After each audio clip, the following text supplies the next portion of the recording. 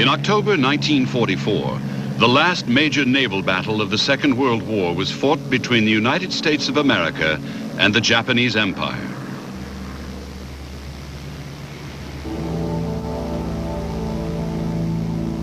In the Battle of Leyte Gulf, the Imperial Navy tried to destroy the United States Pacific Fleet and defeat an American invasion of the Philippines.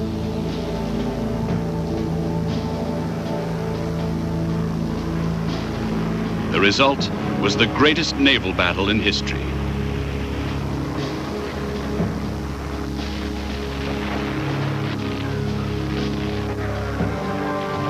At Leyte Gulf, 280 warships and 200,000 sailors and airmen fought a series of furious naval engagements by night and by day over a vast area of ocean.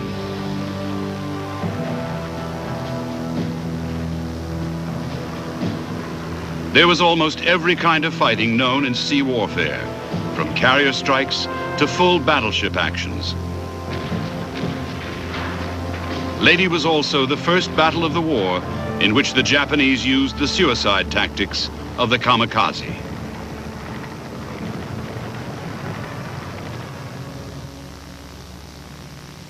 For Japan, Leyte Gulf was intended to be the decisive battle which would halt the American advance across the Pacific.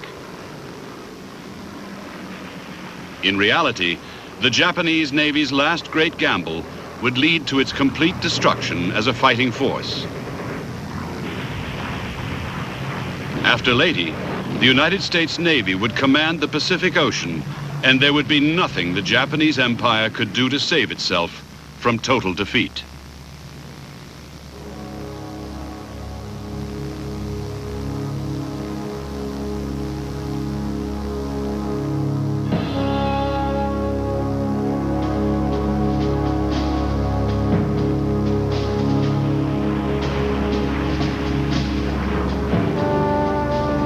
It was the Battle of Midway in June 1942 that had marked the turning point in the Pacific War. By attacking Midway Island, the Japanese had hoped to draw in and destroy the few American capital ships left after Pearl Harbor. However, instead of being the unsuspecting victims of a Japanese ambush, the outnumbered American aircraft carriers attacked.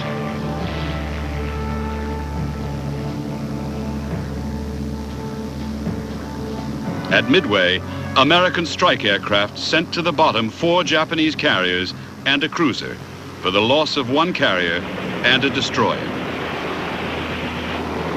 It was a devastating blow to the Japanese and the greatest defeat ever suffered by the Imperial Navy.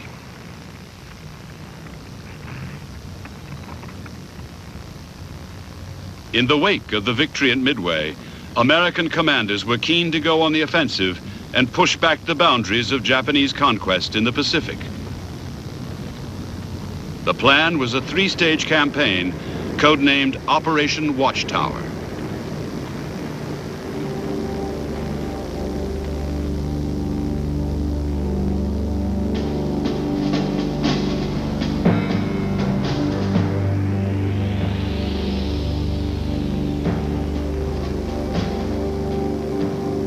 The center of Japanese power in the Southwest Pacific was Rabaul on New Britain. With its formidable air and naval forces, Rabaul was far too strongly held for an immediate American invasion to succeed. Instead, in the first phase of Operation Watchtower, the Americans meant to take the Santa Cruz Islands and the Eastern Solomons by amphibious assault. At the same time, the Japanese would be driven from northern New Guinea and then from the rest of the Solomons. The final phase would be the seizure of Rabaul itself. It was Japanese activity on the eastern Solomon island of Guadalcanal that completely changed the emphasis of the American plan. Reconnaissance revealed that an airfield was being built. Soon planes from Guadalcanal would be able to support new Japanese offensives in the region. The capture of Guadalcanal and its airfield was now made the first objective in Operation Watchtower.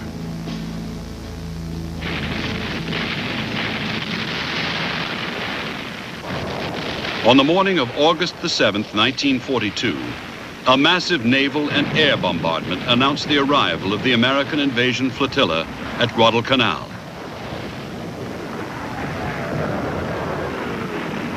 The landings met little opposition, and by the next morning, the airfield was occupied.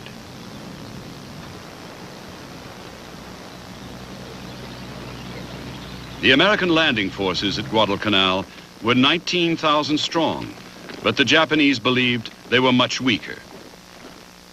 As a consequence, rather than go on the defensive, the Japanese fed in reinforcements and began to counterattack. Instead of the speedy conquest that the Americans had expected, the battle for Guadalcanal grew into a protracted and bloody campaign. It also became a magnet that drew strong naval forces into the area.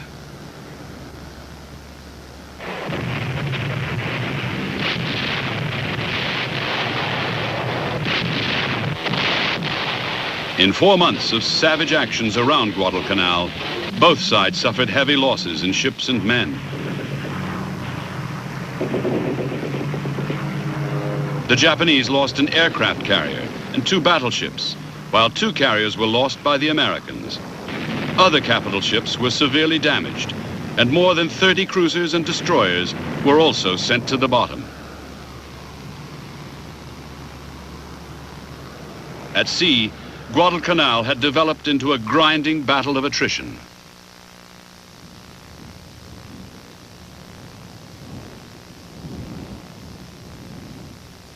By the end of 1942, the Japanese effort to maintain their forces on Guadalcanal had finally been strangled, and the troops were hungry and barely supplied.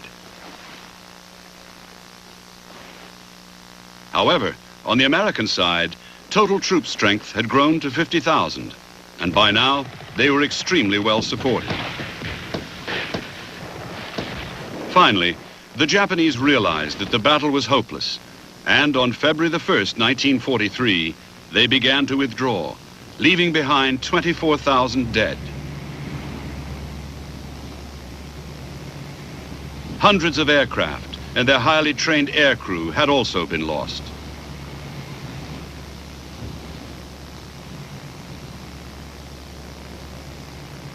With Guadalcanal, the strategic initiative in the Pacific War had passed, once and for all, to the United States.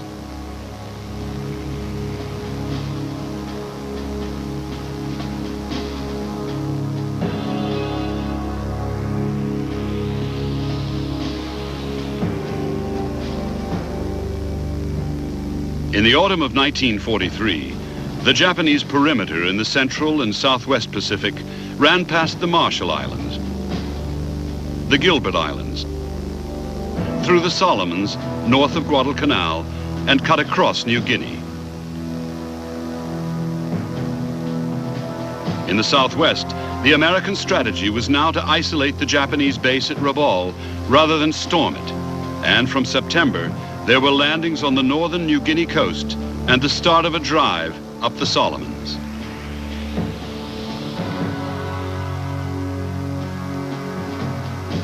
The push in the Central Pacific began on November the 20th.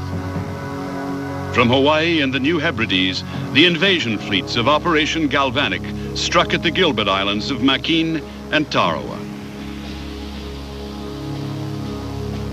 After heavy fighting, the islands were secured on November the 23rd. In January 1944, another amphibious force from Hawaii launched Operation Flintlock, the invasion of the Marshall Islands. On Kwajalein and Eniwetok, the Japanese fought to the last, but by the 23rd of February, the islands had been captured. American carrier-launched aircraft also obliterated the massive Japanese air and naval base on Truk in the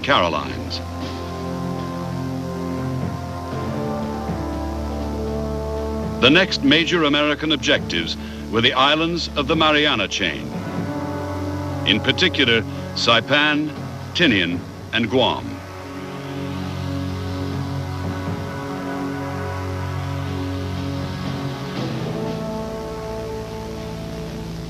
The Saipan invasion armada, carrying 127,000 troops, was supported by an awesome array of naval might.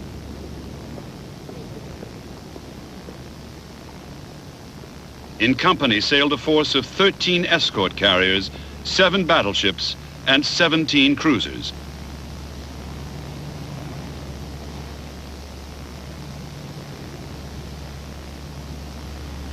Nearby was the Pacific Fleet's main striking force with 7 new battleships, 13 cruisers, 69 destroyers, and 15 fast aircraft carriers.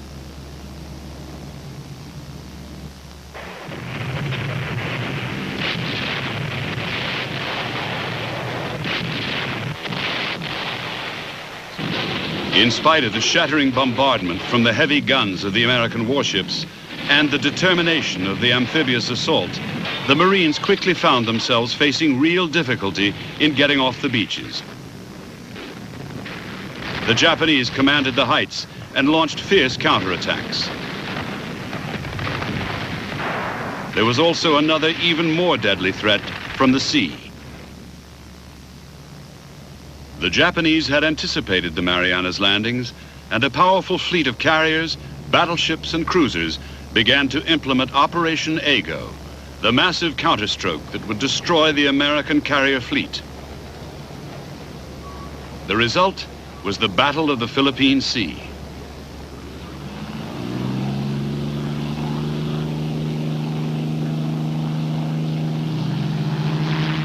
Starting at 8:30 a.m. on the 19th of June, the Japanese carriers launched 4 successive waves of strike aircraft. However, unlike the Japanese, the Americans had efficient radar, and the attackers were detected in plenty of time. The American carriers scrambled hundreds of fighters to meet them.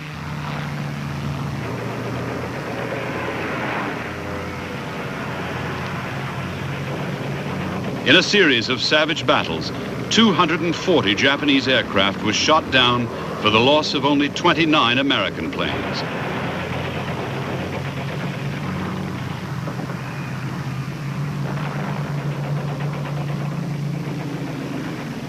Already, American submarines had sunk 2 Japanese carriers, and the day after the great air battle, an American carrier strike sank another. In all, Japanese aircraft losses came to 480 planes, along with most of their crews.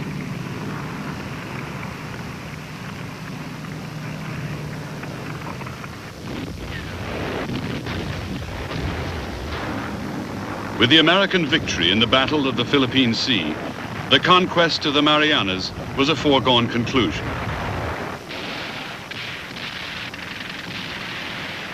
There was still bitter fighting to come, but by August the 12th, Saipan and the neighboring islands of Tinian and Guam had been cleared, and the Marianas were in American hands.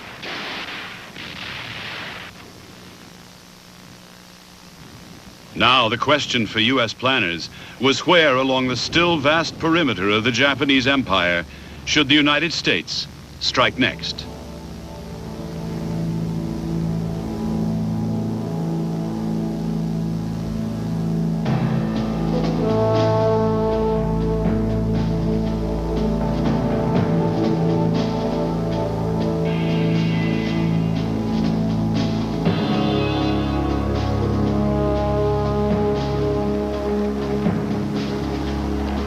Although the American president, Franklin D. Roosevelt, took the closest interest in the conduct of the war, alone among the leaders of the great powers, he never thought of himself as a strategist.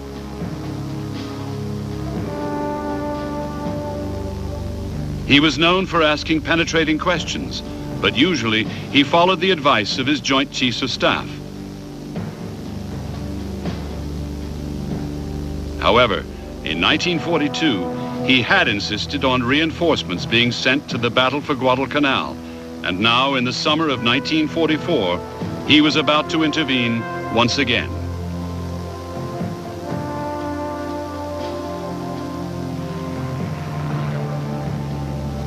Throughout the campaigns on New Guinea and the Marianas, the Joint Chiefs had been divided on the question of where the next attack should be. Roosevelt was getting conflicting advice from all sides.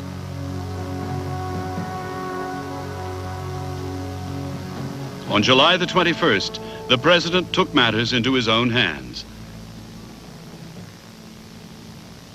He traveled to Hawaii to meet with the two men who actually ran the war in the Pacific: Chester Nimitz, commanding Central Pacific operations, and Douglas MacArthur, commander in the Southwestern Pacific.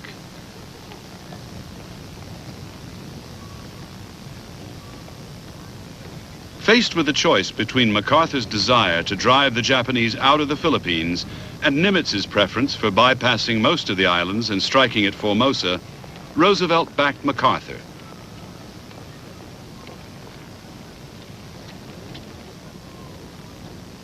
The general had used the kind of arguments with which Roosevelt instinctively sympathized. Above all, the political reasons for taking the islands from which America had been driven at the start of the war. Although others would have to be convinced, the president's support for MacArthur's plan made it almost certain that America's next major campaign would be to expel the Japanese from the Philippines.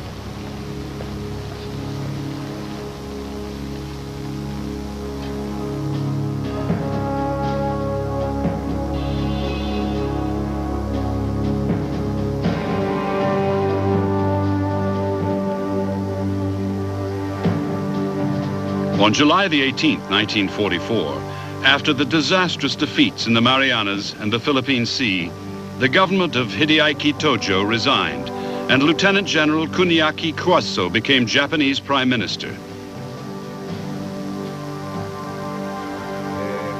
Kwaso was a retired Army counterintelligence officer and a hardline nationalist backed by the Army faction. Within Japanese ruling circles, a peace party had tried to win the premiership for itself, but had been too weak to do so.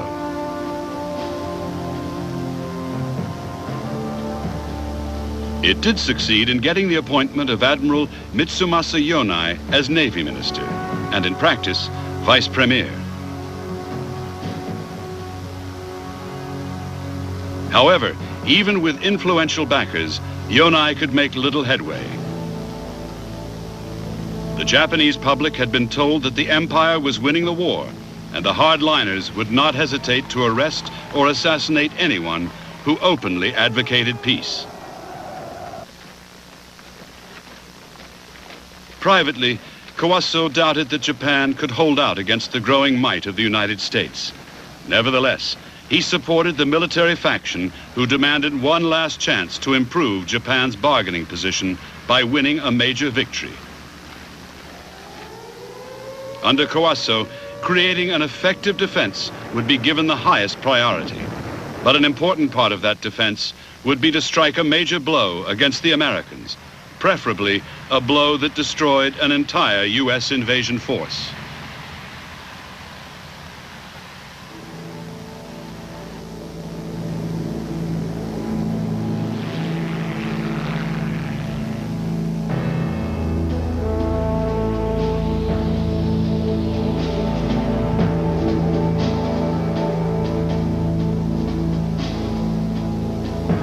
On August the 28th, 1944, Task Force 38, 14 aircraft carriers protected by battleships, cruisers, and destroyers, set sail from Eniwetok in the Marshall Islands and headed for the Philippines.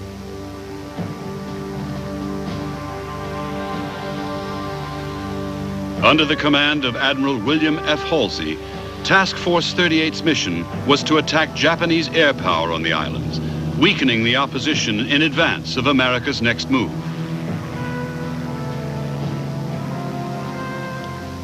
General MacArthur's plan to liberate all the Philippines, even though it was backed by President Roosevelt, had not yet been accepted by the Joint Chiefs of Staff. But whatever the next campaign, bases would be needed in the southern Philippines. Plans to invade at least some of the islands had already been laid.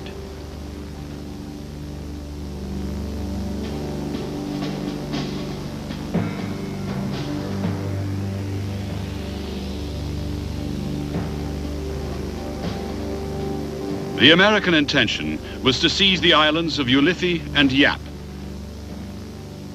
the Palau Islands, Morotai, and the Talod Islands. These could be used as staging posts for an invasion of Mindanao, the southern coast of the Philippines. After the Japanese had been driven from Mindanao, Leyte would be invaded. However, there was still a question about what would come next. The possibilities were Luzon and the complete clearance of the Philippines, or the bypassing of Luzon in favor of a leap to Formosa.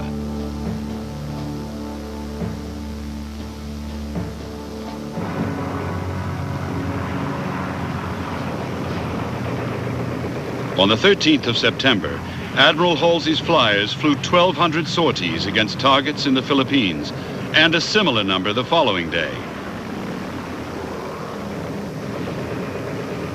Almost 500 Japanese aircraft were destroyed, 2/3 of them on the ground, for only 9 American losses. The carrier planes had also sunk 59 ships, with as many again counted as possible sinkings.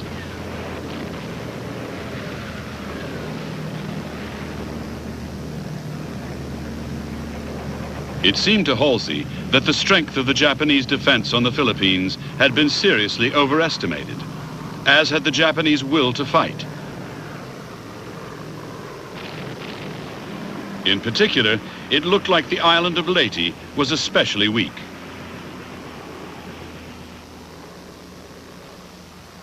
Wasting no time, Halsey sent a message back to headquarters reporting that the Philippines were barely defended and suggesting an invasion of Leyte as soon as possible.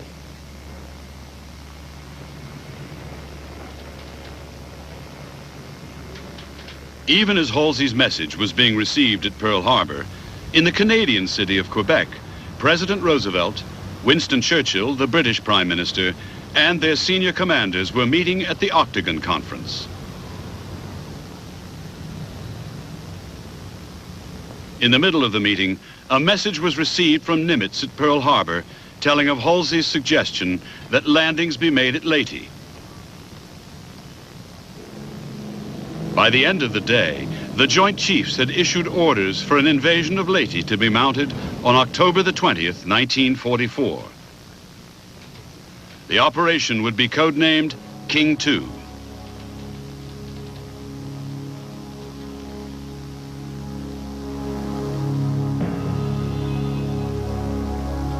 Admiral Halsey's report completely changed the American timetable for the campaign in the southern Philippines.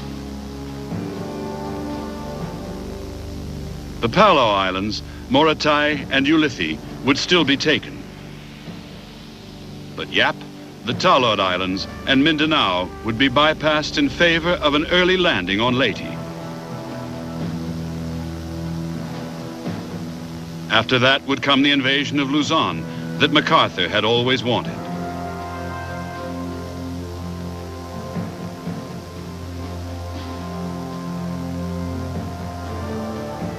The landings on Leyte would take place at Leyte Gulf, an area of good beaches and one of the few anchorages big enough to hold and protect the invasion flotilla of 7th Fleet.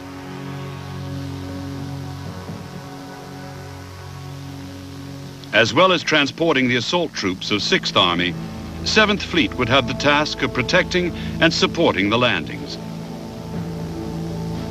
Destroyers and patrol craft would guard against Japanese submarines. Battleships and cruisers would use their heavy guns to bombard the enemy on shore. Escort carriers would give fighter cover to the troops and bomb Japanese positions.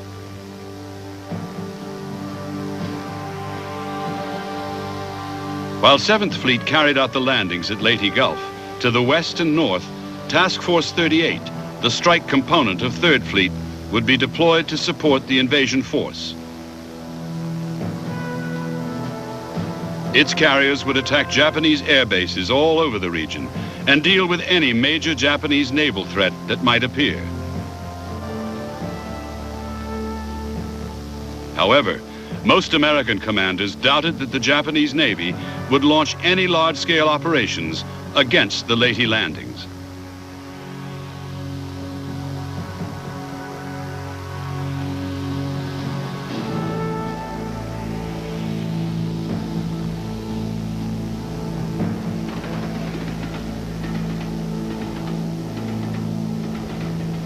By the summer of 1944, the strategic situation for Japan was growing more and more dangerous as each day passed. In aircraft carriers, the Japanese Navy was desperately weak, while the timing of the various American attacks in the Pacific had kept Imperial forces off balance.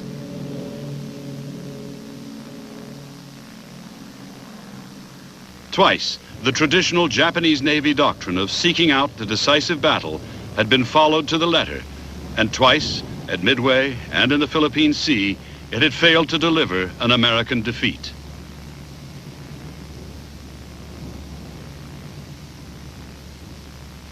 With the perimeter of the empire being pushed back step by step, and with ships, trained men, and resources of all kinds in ever shorter supply, the choice for Japanese planners was a stark one.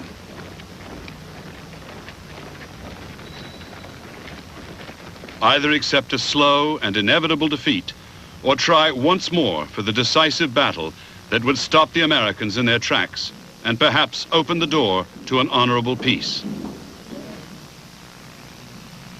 To win such a victory, the Imperial High Command would have to concentrate all its available forces for one massive counterblow.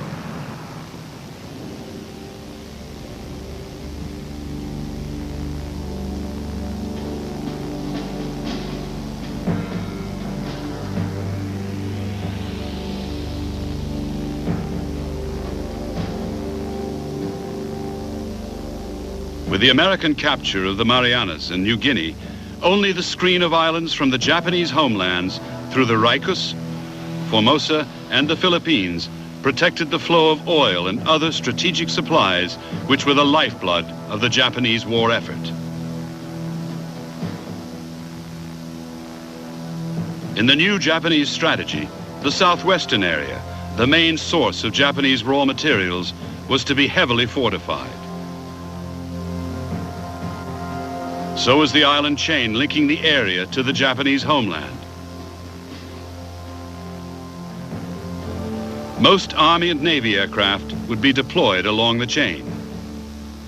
At the same time, the Japanese Army would move troops from Manchuria and, with the Navy, create amphibious forces which could be sent to any area under attack.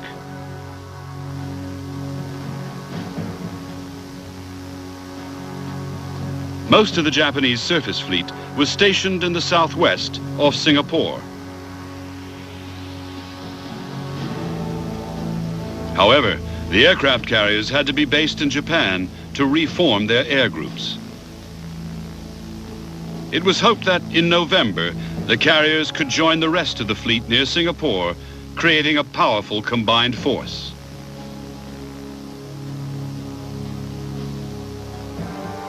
The Japanese defense relied on 4 operational plans called SHO. SHO 1 was for the defense of the Philippines, SHO 2 for Formosa, the Ryukyu, and southern Japan, SHO 3 for central Japan, and SHO 4 for the north. In fact, the Japanese were nearly certain that the American attack would be launched against the Philippines, but wherever the assault, it would trigger the convergence of all available Japanese forces, naval units, land-based air power, and amphibious infantry units.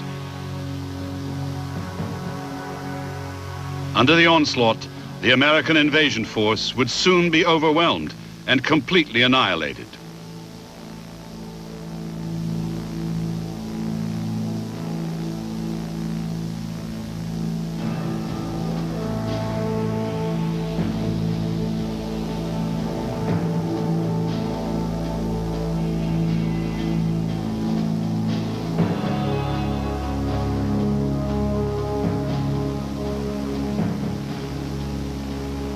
Admiral Chester Nimitz had been appointed Commander-in-Chief of the United States Pacific Fleet in December 1941, shortly after the Japanese attack on Pearl Harbor.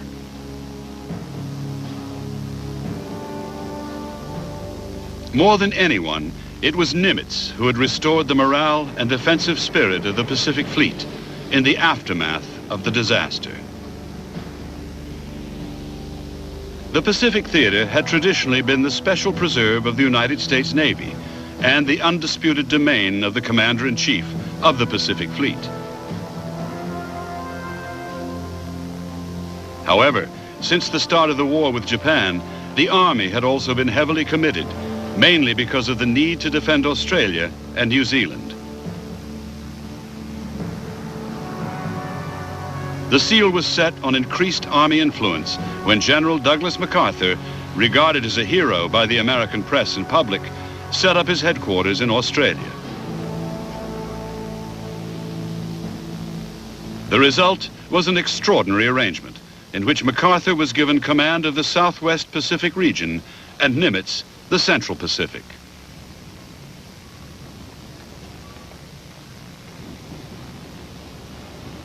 Nimitz did his best to ensure that this unprecedented division of command should have a chance of working. However, no amount of tact on the part of the Pacific Fleet chief could change the dangerous reality. In the Philippines operation, there would be no overall American commander.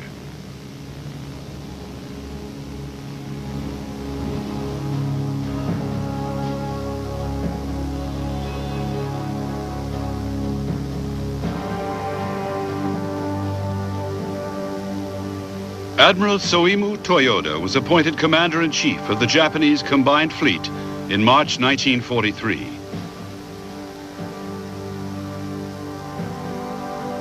A widely experienced and able leader, Toyoda had been one of the many naval officers who had opposed the war right from the start. What was more, he had disagreed with the strategy that had been adopted, believing that Japan's plans for conquest were far too ambitious. A one-time chief of the Naval Technical Department, responsible for ships and equipment, Toyoda was well able to appreciate the dire situation in which Japan now found herself. Toyoda had always advocated the strategy of provoking a decisive battle to destroy the American Pacific Fleet. In spite of previous failures, he believed that Japan now had even less choice than before.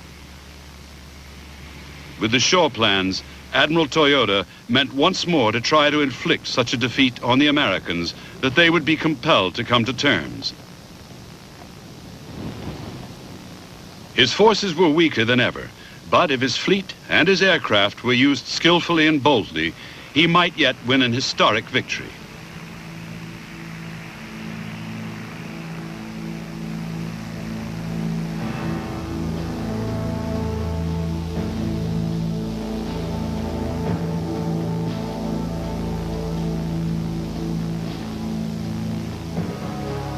The Philippines invasion would involve almost the whole of the United States Pacific Fleet, and in preparation, the force was temporarily reorganized.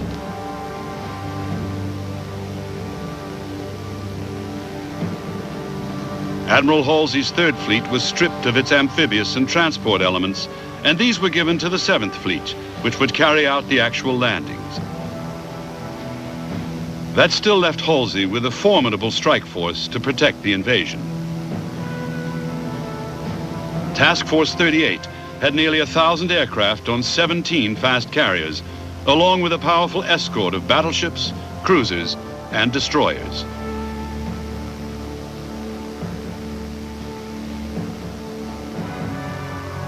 As an attack force which could undertake operations thousands of miles from any major base, Task Force 38 was unique.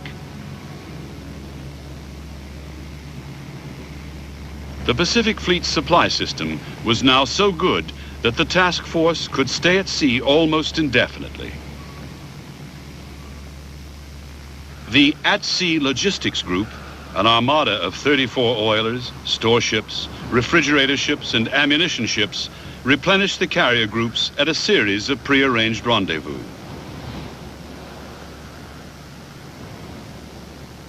Replacement aircraft and crew were delivered by 3 escort carriers, while 8 others provided anti-submarine and combat air patrols for the supply ships. The logistics group also had its own protective screen of 19 destroyers and 26 destroyer escorts.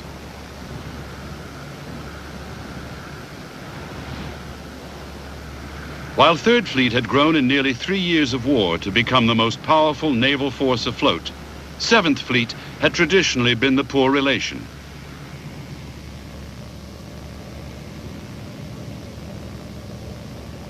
Created in March 1943 to support MacArthur's campaigns in the Southwest Pacific, for most of its life, it had been a modest force of submarines, troop transports, and escorts under Admiral Thomas Kinkaid. Now, however, in the build-up to the Leyte invasion, it was becoming one of the largest fleets ever assembled.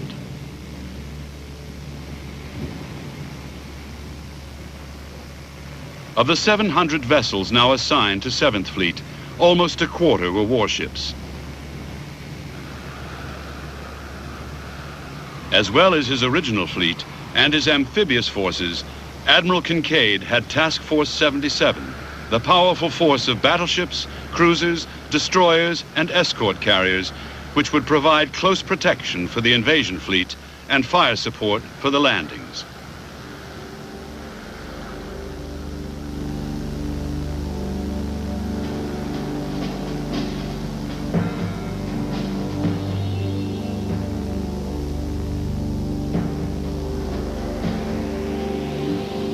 The Essex fleet carriers, the first of which was launched in July 1942, were at 27,000 tons, the biggest American carriers yet. With a top speed of 33 knots, they were also the fastest. The Essex carriers could operate an air group of 82 aircraft and carry nearly 250,000 gallons of aviation fuel.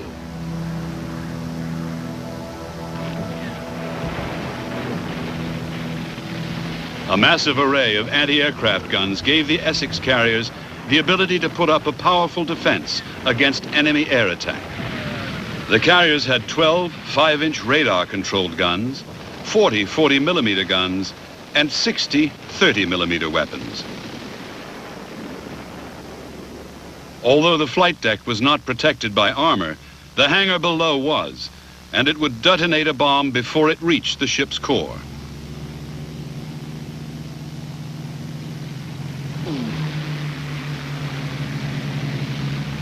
By October 1944, 13 Essex-class carriers had been completed. Of these, 7 would take part in the battle at Leyte Gulf.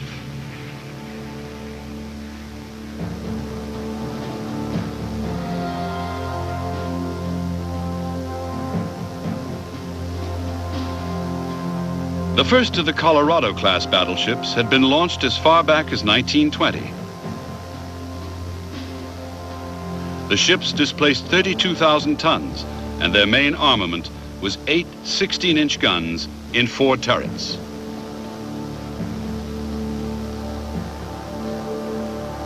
The Colorados were protected by up to 18 inches of turret armor and 13.5 inches of belt armor. Deck armor was 3.5 inches. The guns of the Colorado battleships were capable of throwing a 2,100-pound armor-piercing shell, which could penetrate almost 19 inches of armor at nearly 7 miles.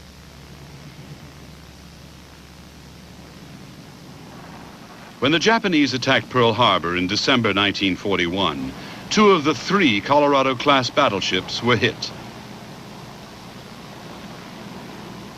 Maryland was damaged, and West Virginia was sunk.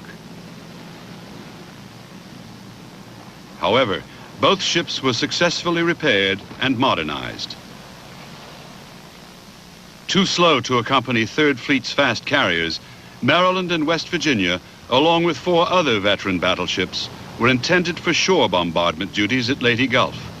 What no one expected was that the old battleships would end up fighting a classic fleet action.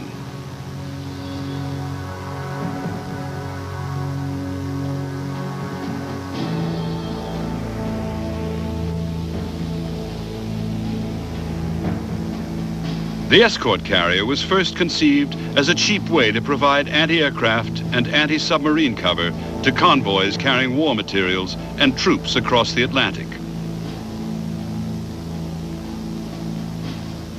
As the war in the Pacific had gathered pace, a new role was found for the escort carriers. They could relieve the fast fleet carriers of the task of giving air support to amphibious landings.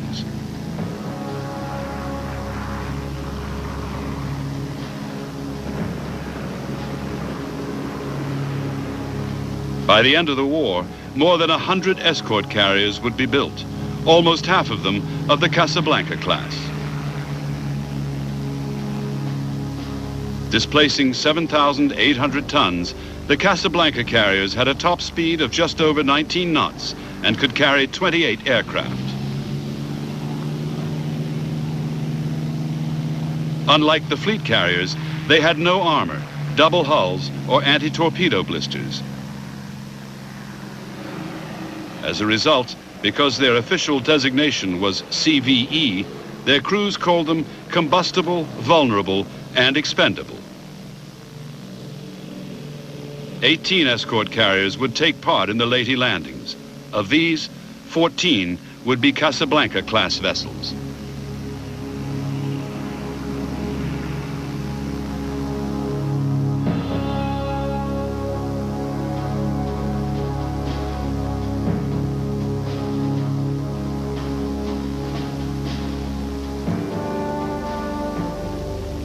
By 1944, American carrier pilots, the men at the cutting edge of the war at sea, were trained to a higher standard than the flyers of any other navy.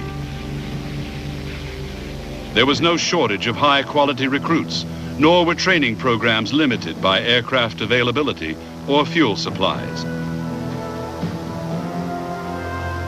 Even the rawest American naval aviator had 2 years training and more than 350 hours flying time.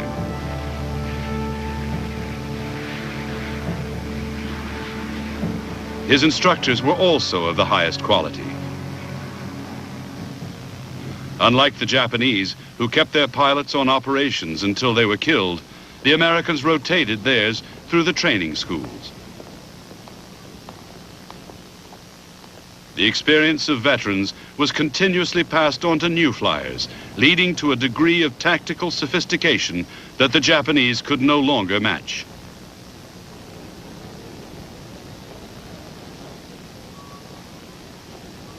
As for the sailors of the American fleets that would clash with the Japanese at Leyte, morale had never been higher.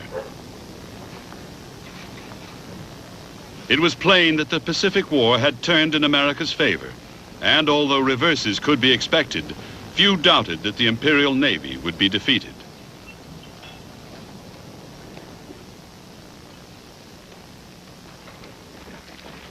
Lengthy periods on operations had raised seamanship and gunnery skills to very high levels. And in both American fleets, there was a keen desire to come to grips with the enemy. At Leyte, the sharp spirit of aggressiveness which now permeated the United States Pacific Navy would change the course of the whole battle.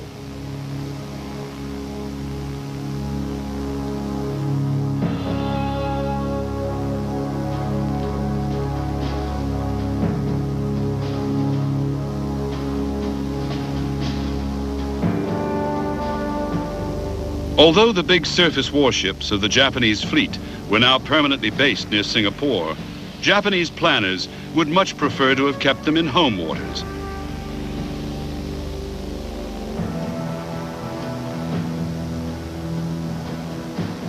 Near Japan, they would have been close to the carriers, which had to be home to wait for their new planes and air crew.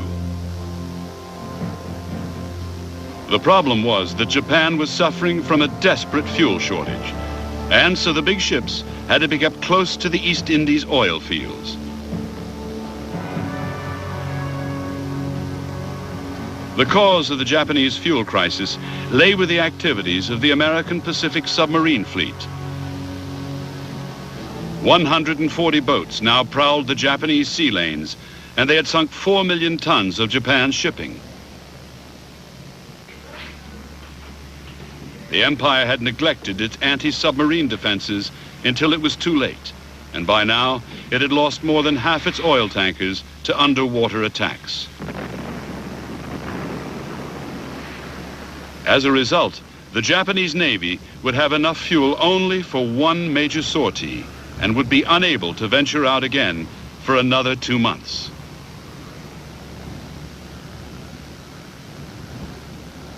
For the Japanese, the worst possible scenario would be if the Americans attacked before the Imperial carrier force could unite with the rest of the fleet off Singapore.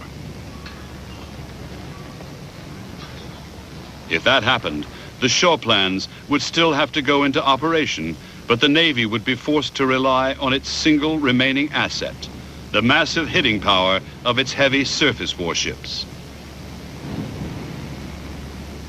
Japan could still field the big guns of 9 battleships and more than a dozen heavy cruisers. The ships had been fitted with the most up-to-date radar, and if they could get in among an invasion force, preferably at night, they could cause unimaginable carnage and destruction.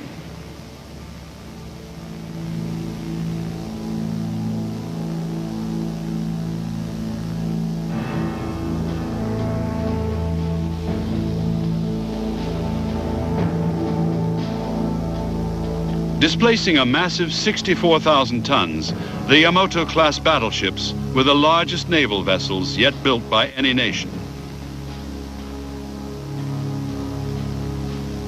Yamato and her sister ship Musashi mounted the biggest guns ever fitted on a warship.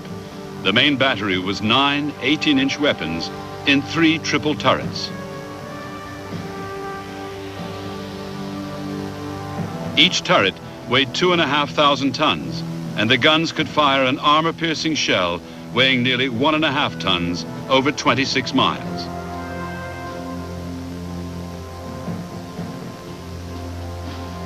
The ship's armor protection matched their firepower. Belt armor was up to 16 inches thick and could stop an 18-inch shell at 12.5 miles. 9-inch thick deck armor could withstand the impact of a 1-ton bomb dropped from 15,000 feet.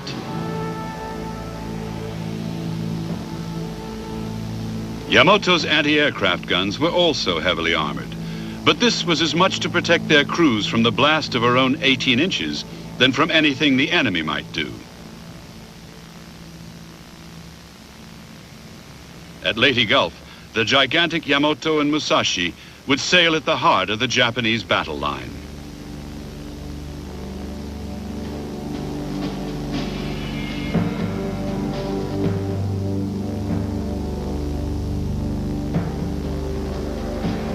The most numerous of all Japanese aircraft, the Mitsubishi A6M0 fighter, was the mainstay of the Navy's land and carrier-based fighter squadrons.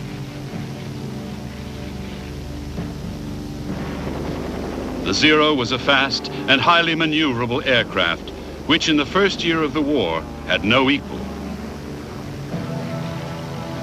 However, its performance had been achieved by keeping weight to a minimum, and that meant no armor plates, self-sealing fuel tanks, or armored windscreen. By 1943, the Zero had been outclassed by the new generation of American fighters in speed, firepower, and protection.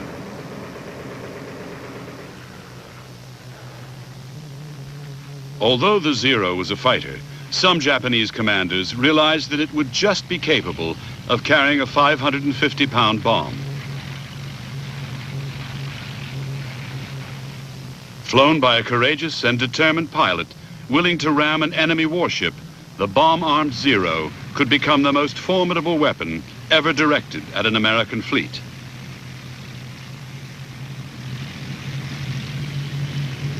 Although by the war's end, many different aircraft types would be used in kamikaze missions, the fast and maneuverable Zero would prove exceptionally well suited to penetrating the defenses of even the most powerful carrier task force.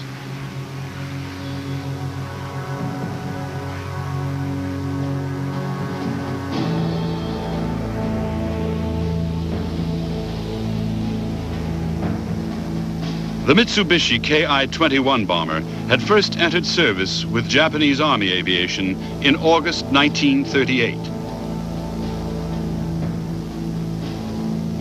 The aircraft had spearheaded the bombing offensive in China and Southeast Asia, and at the time was as good as any twin-engine bomber in the world.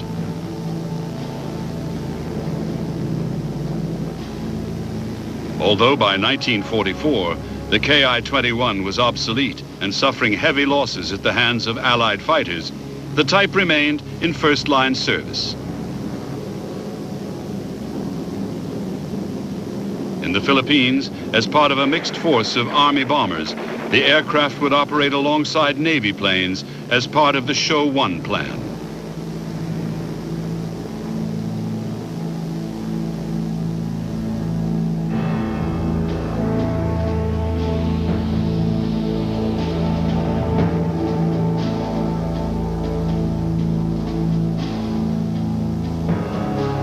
In 10 months to September 1944, the Japanese Imperial Navy had lost more than 5,200 pilots, 42% of its air crew.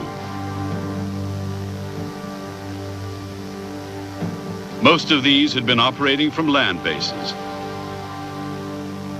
As for the carrier pilots, the most highly skilled of them all, they had been virtually wiped out.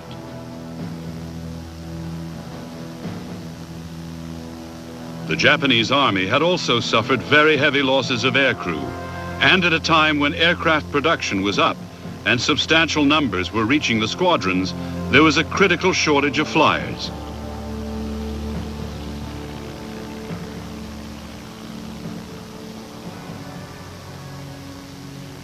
In Japan, both Army and Navy training schools had simplified their programs in the hope of producing more pilots in a shorter time. However, the consequence was a catastrophic drop in proficiency. Chronic fuel shortages added to the problem. Flying time was drastically curtailed, and new pilots had virtually no combat training.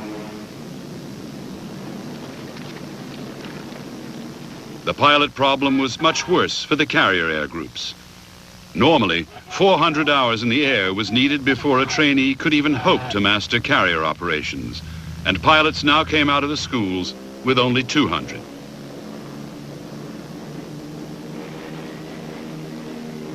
While both Army and Navy tried desperately to train the pilots they needed if they were to have any hope of defeating the next American invasion, the Japanese fleet near Singapore embarked on an arduous training program of its own.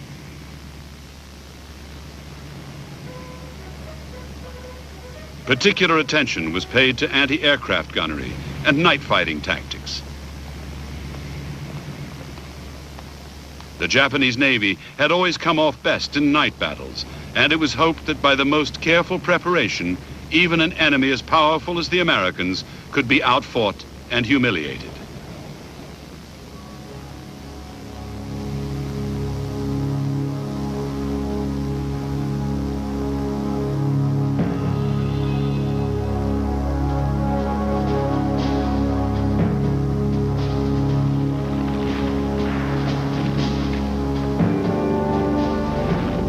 On September the 15th, 1944, General MacArthur's forces landed unopposed on Morotai in the Moluccas, one of the islands that was to be used as a staging post in advance of the Philippines operation.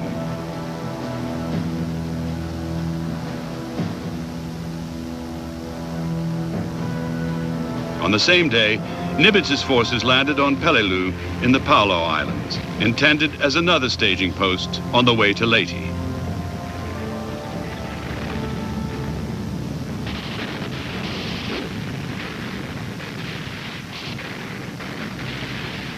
The The landing forces, the 1st Marine and 81st Infantry Divisions, had been led to expect little opposition on the Palo Islands. Instead, they faced 30,000 Japanese troops with a carefully planned defensive strategy.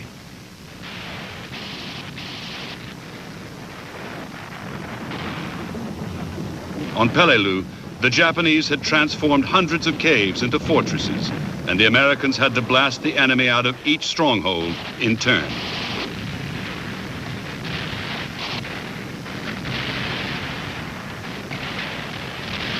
In the end, the conquest of the Palos would take more than 2 months, and the islands would play no significant part in the Leyte operation.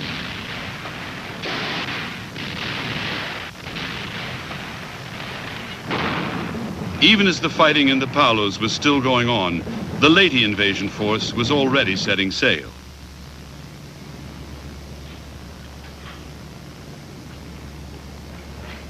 On October the 14th, the last of the troop transports and warships of 7th Fleet left their anchorages in New Guinea, bound for Leyte Gulf, more than 1,200 miles away.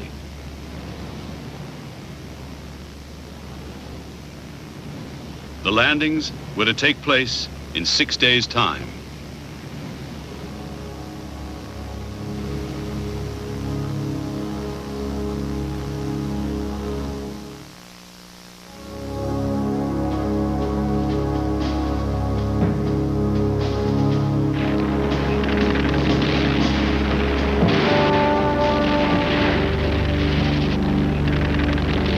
The American landings on the Palo Islands in Morotai in September 1944 were a sure sign to the Japanese that an invasion of the Philippines could not be far away. On October the 4th, radio monitoring detected the aircraft carriers of the American 3rd Fleet assembling. At the same time, in Moscow, the Japanese learned from the Russians of an American plan to bomb Formosa as part of a coming Philippines campaign. The Russians were America's allies in the European war, but ally or not, Moscow preferred that the United States did not win the war in the Pacific too quickly.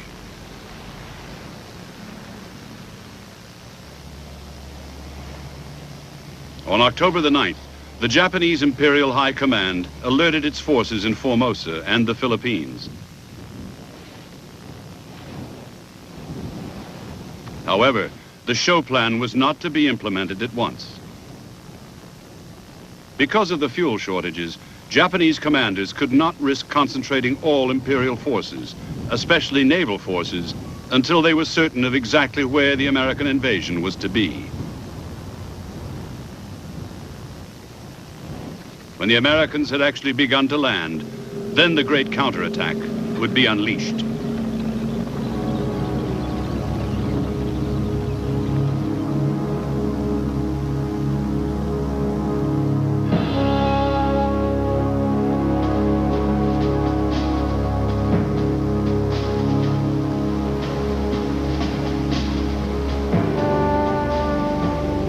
Altogether, the American forces which were taking part in the Leyte operation numbered over 800 ships of all types, with 1,500 carrier aircraft to attack Japanese air and ground forces on the Philippines.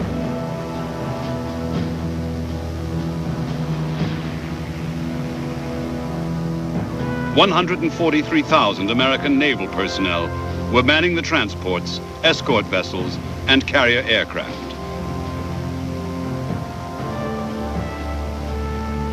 In fact, more Pacific Fleet personnel would take part in the Leyte landings than had belonged to the entire United States Navy only a few years before. Army aircraft would support the effort. B-29 superfortresses based in China and Saipan, and B-24s based on New Guinea and newly captured Morotai would attack Japanese oil centers, airfields, and troop concentrations.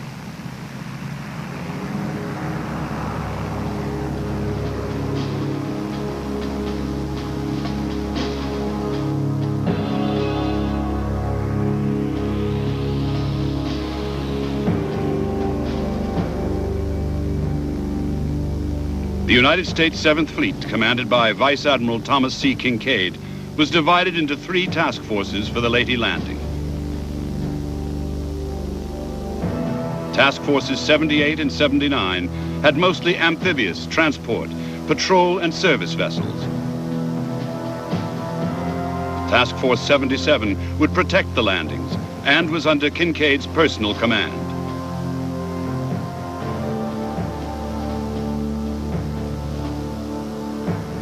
Of Task Force 77's many units, 2 groups would take part in the naval battles at Leyte. Task Group 77-2 was commanded by Rear Admiral Jesse B. Ohlendorf.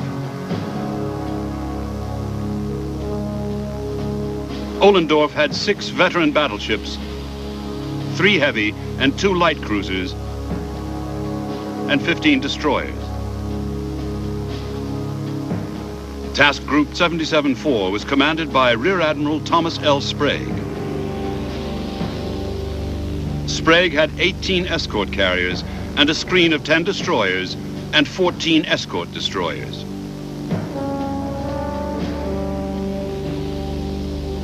Backing 7th Fleet was 3rd Fleet, commanded by Admiral William Halsey. And for the Leyte operation, consisting only of Task Force 38. The task force was made up of 4 task groups, with altogether 9 heavy and 8 light carriers. Escorting the carrier forces were 6 fast battleships, 7 heavy and 10 light cruisers, and 48 destroyers. The task force was commanded by Vice Admiral Mark A. Mitcher, but throughout the battle, his superior Halsey would retain complete tactical control.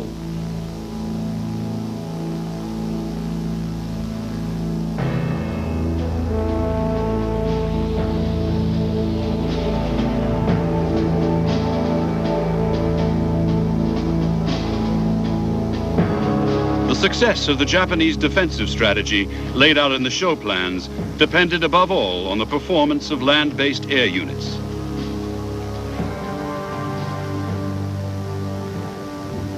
It was beneath the umbrella of these forces that the Japanese naval counterstrokes would be launched.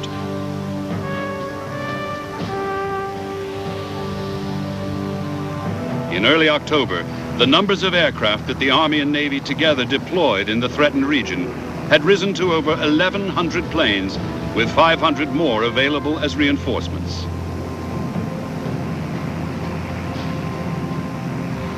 There were also more than 200 belonging to the aircraft carriers, whose air groups were now only weeks away from being fully trained.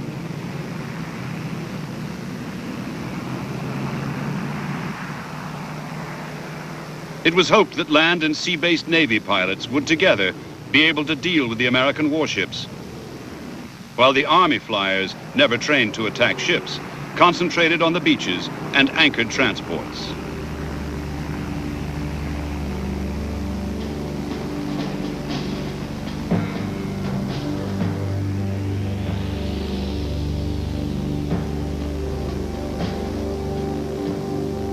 The core of the Japanese combined fleet was the carrier force of 3rd Fleet, based in Japan's inland sea. Commanded by Vice Admiral Jisaburo Ozawa, 3rd Fleet had 1 heavy and 5 light operational carriers, along with 2 battleships fitted with flight decks as hybrid carrier battleships. As a screen, 3rd Fleet had 3 light cruisers and 10 destroyers. 5th Fleet was commanded by Vice Admiral Kiyohide Shima and was also based in Japan. 5th Fleet had 2 heavy and 1 light cruiser and 7 destroyers. 2nd Fleet was commanded by Vice Admiral Takeo Kurita. The fleet was based near Singapore and had 7 battleships, 11 heavy and 2 light cruisers, and 19 destroyers. Land-based naval air power was provided by 1st Air Fleet in the Philippines and 2nd Air Fleet from Formosa, to southern Japan. As part of the show plan, the Army aviation units of the 4th Air Army in the Philippines would cooperate with naval air forces, but would not be under a unified command.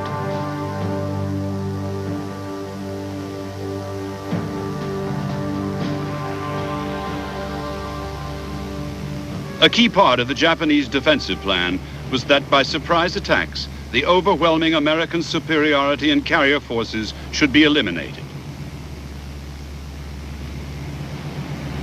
The greatest hope of the Japanese commander-in-chief, Admiral Toyota, was that before any American landings actually took place, he would get a chance to launch his land-based aircraft against the big American carriers.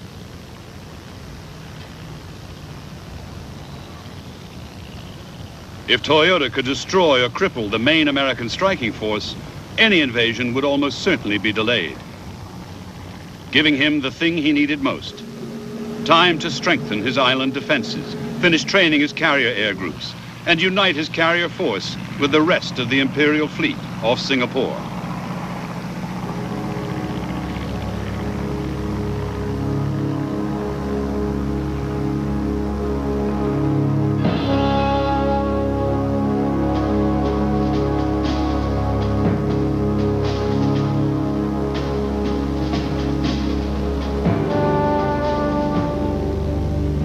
Before the American invasion fleet had even set out for the Philippines, the fast carriers of Task Force 38 had assembled west of the Marianas. Task Force 38's mission was to attack Japanese air power over a vast area, from the Philippines to the Ryukyus, wreaking havoc before the Leyte invasion began.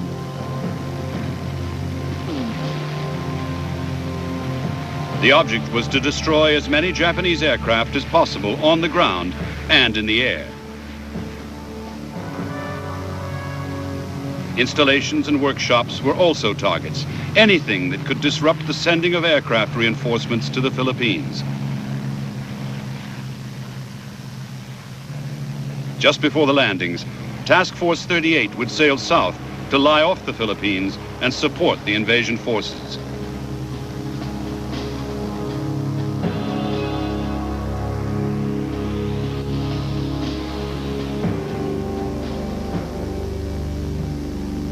The main targets for the 4 carrier groups of Task Force 38 were the airfields on Okinawa in the Ryukyus, on Luzon in the northern Philippines, and on Formosa, the most important staging post for Japanese air reinforcements on the way to the Philippines.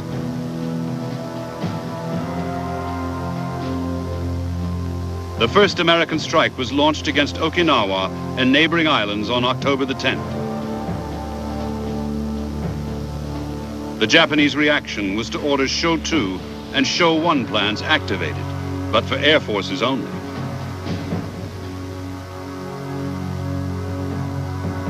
The carriers of 3rd Fleet would stay in port, but their air groups were ordered to ready their operational planes and crews at bases in southern Japan, in case they were needed.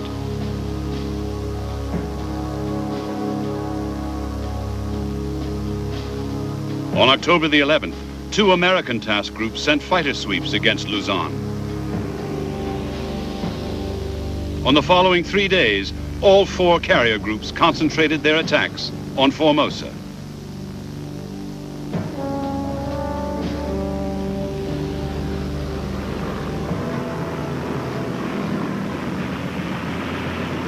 On the first day of strikes against Formosa, Admiral Halsey's carrier aircraft flew nearly 1,400 sorties against the island's 26 airfields. They also hit shipping. Japanese fighters were ready and rose to meet the attackers, but their pilots were poorly trained and hopelessly inexperienced. The defenders were clawed out of the sky, and the Americans caused severe damage to airfields, hangars, and headquarters.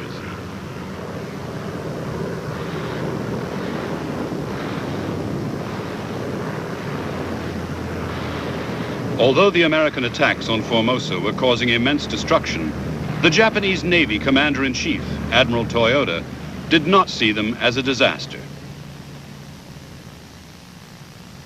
Instead, the Admiral believed that here was the opportunity he'd been waiting for.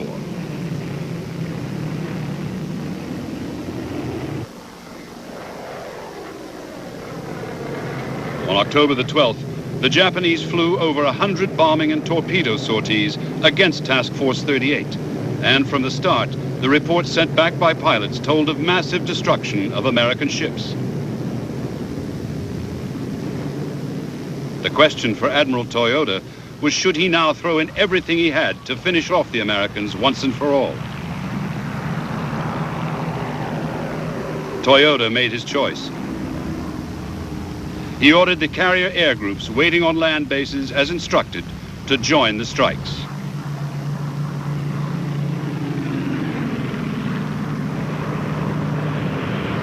The reports which came back from the latest waves of attacking pilots caused rapturous celebrations throughout Japan.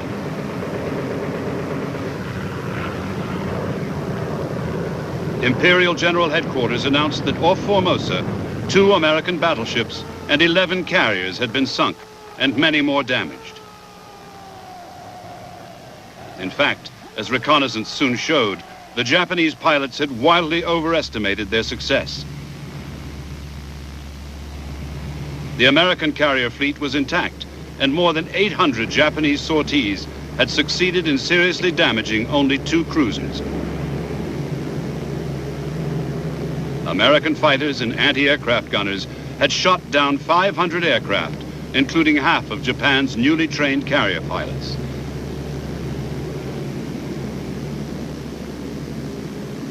Admiral Toyota's gamble had been a disastrous failure.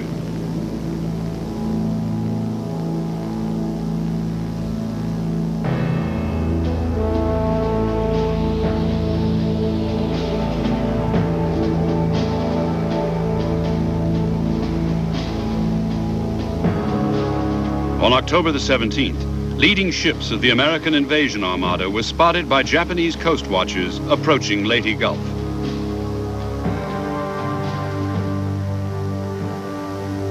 Soon after, the Americans were reported to have landed on an outlying island.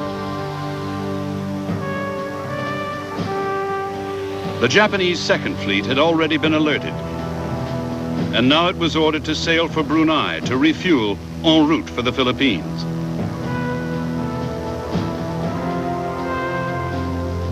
The following day, the Japanese Imperial High Command activated Show 1 for all defending forces, sea, air, and land.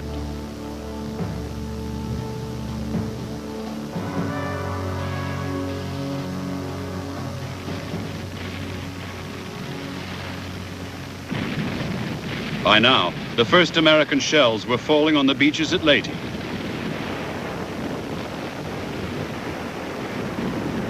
The barrage of heavy gunfire by 7th Fleet Shore Bombardment Group continued throughout October the 19th, and on the morning of the 20th, the shelling reached a climax.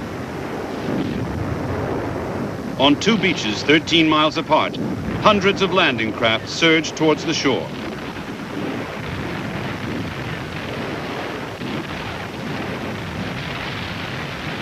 Japanese opposition to the landings on Leyte was relatively light.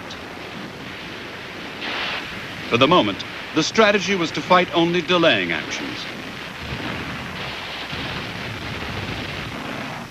By the afternoon, the Americans had secured the beachheads, and General MacArthur, alongside President Osmeña of the Philippines, was wading ashore, fulfilling his promise that one day he would return.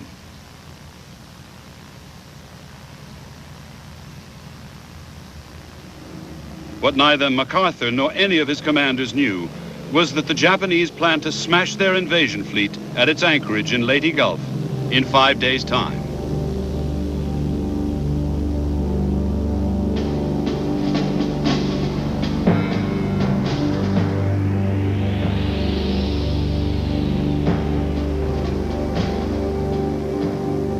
After raiding Formosa, Task Force 38's carriers steamed toward Leyte to support the landings. The carriers of the Japanese Third Fleet now sortied from Japan in pursuit. In the Japanese plan, Third Fleet would attack with what remained of its air groups. But its real role was to act as a decoy, luring the big American carriers away from Leyte Gulf.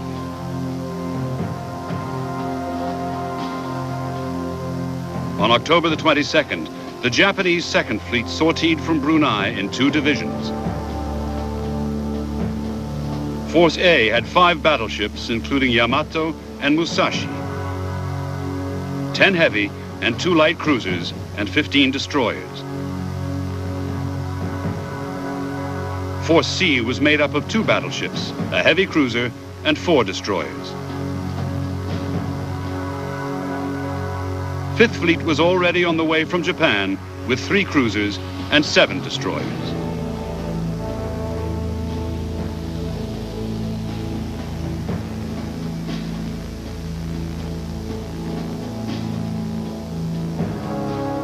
Force A would sail north of Palawan, through the Subian Sea, and on through the San Bernardino Strait, heading for Leyte Gulf from the northeast. Force C would sail north of Mindanao through the Surigao Strait, followed by the cruisers of Fifth Fleet, and approach Leyte Gulf from the south. Meanwhile, 1st and 2nd Air Fleets and 4th Air Army would join in an all-out air attack against the Americans at Leyte on October the 24th.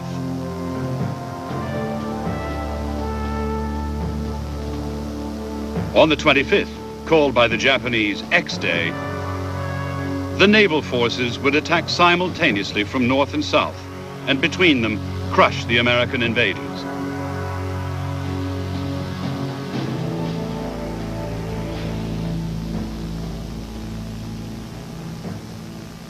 American naval intelligence had quickly discovered that the Japanese Second Fleet had left its anchorage off Singapore, but since then had no information about its movements. Air reconnaissance had been stepped up, but nothing had been found. It was 2 submarines, Dace and Darter, that finally succeeded in locating the Japanese battleship force. Not only did they send a full report to 7th Fleet, but with torpedo attacks, they sank 2 heavy cruisers and crippled another. Admiral Kurita's flagship was one of the victims, and the Japanese fleet commander had to be plucked from the water by a destroyer.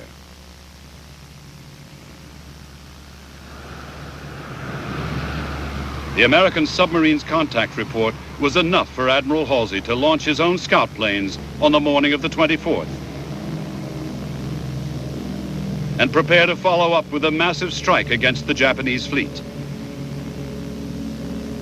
At the same time, the long-planned Japanese counterattacks by aircraft from the Philippines were unleashed on the American carriers.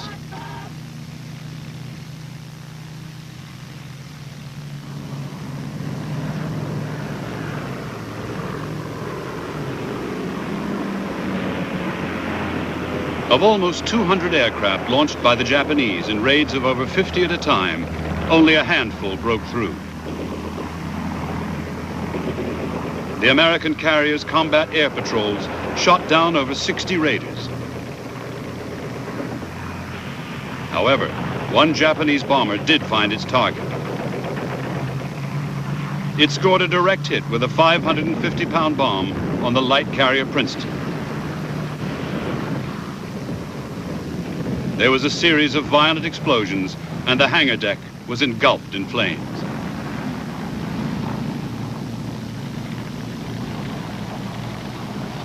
As most of Princeton's crew abandoned ship, the cruiser Birmingham closed and directed the firefighting effort.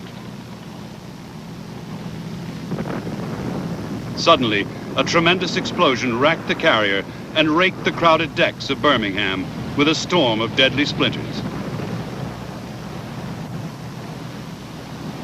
229 men were killed and 236 injured, to add to more than 100 fatalities already suffered by the crew of the doomed Princeton.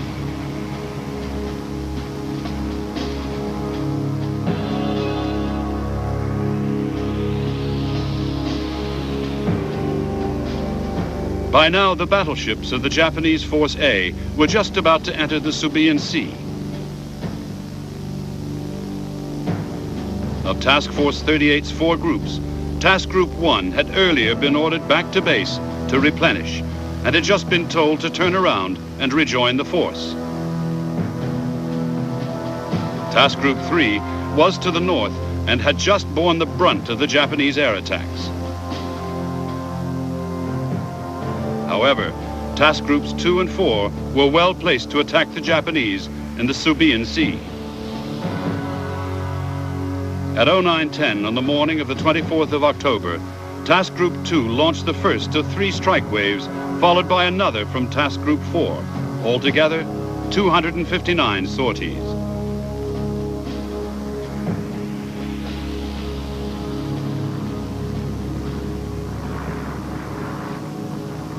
As they attacked the massive Japanese fleet in the Subian Sea, the American planes met a wall of anti-aircraft fire. The battleships were even firing their main batteries at attacking aircraft 10 miles away.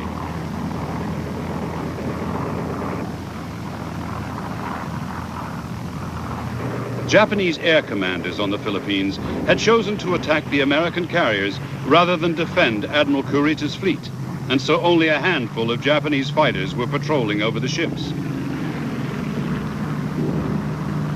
The Americans lost only 18 planes, mostly to anti-aircraft fire, while the giant battleship Musashi was hit by 19 torpedoes and 17 bombs. Yamato, her sister ship, was hit by 2 bombs, but while Yamato steamed on, Musashi sank, taking 1,000 men with her. Heavy cruiser Miyoko was another victim, damaged so badly she had to return to base.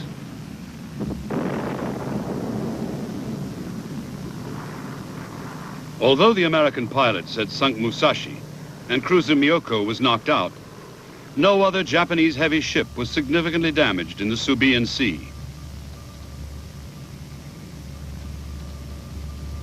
However, just as the Japanese flyers had done in their battle off Formosa, the American pilots greatly overestimated the number of ships they had sunk and believed they had completely neutralized the enemy fleet.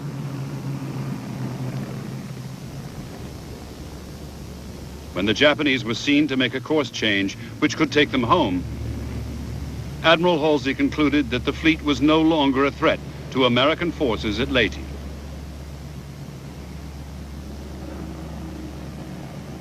In fact, the course change was temporary, and the Japanese Force A was still a massively powerful concentration of naval might.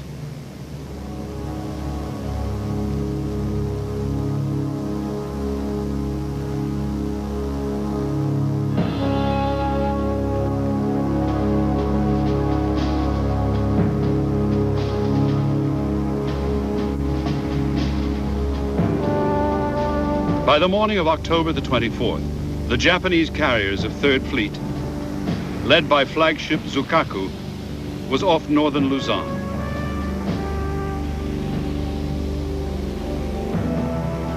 The fleet had not yet been detected by the Americans, and Admiral Ozawa's intention was to strike with the few aircraft he had, and then try to lure the American carriers after it.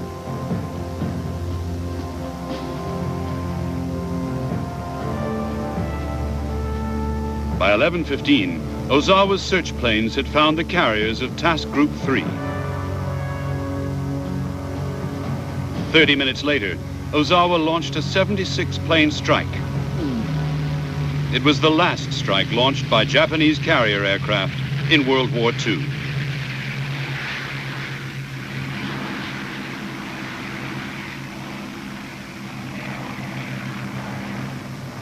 Almost all the attacking aircraft from Ozawa's carriers were intercepted by American fighters, and many were shot down.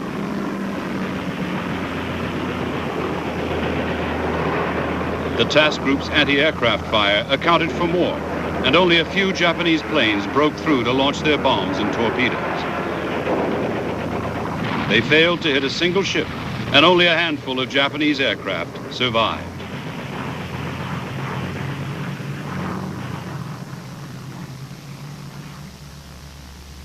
All that remained for Ozawa's force now was to fulfill its last suicidal function, to decoy the American carriers away from Leyte Gulf.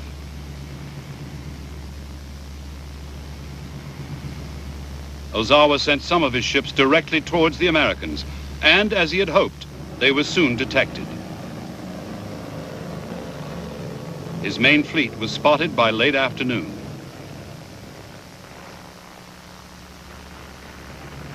To Admiral Halsey, the sighting of Japanese carriers only served to confirm a suspicion that had been growing in his mind for some time, that the Japanese would never mount a major operation without a carrier fleet. What Halsey could not know was that Ozawa's carriers were a spent force.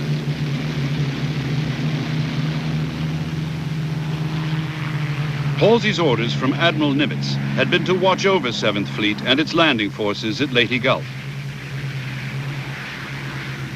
However, if the chance came to destroy a major part of the Japanese fleet, the annihilation of the enemy was to get top priority. Believing that in the Subian Sea he had already knocked the Japanese battleships out of the picture, and that Ozawa's carrier force was the main Japanese threat, Halsey ordered a full-scale pursuit.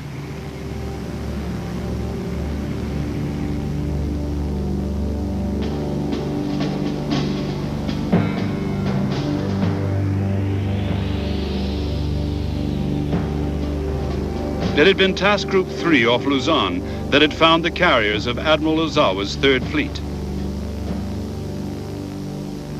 Admiral Halsey's orders were for Task Groups 2 and 4 to steam north and join with 3 to attack the Japanese. There was discussion of a plan to guard the San Bernardino Strait with Task Force 34, a strong force of battleships and cruisers, but the plan was not put into effect. Instead, the ships raced north with the task groups in pursuit of the Japanese carriers. Not a single American warship was left guarding the passage.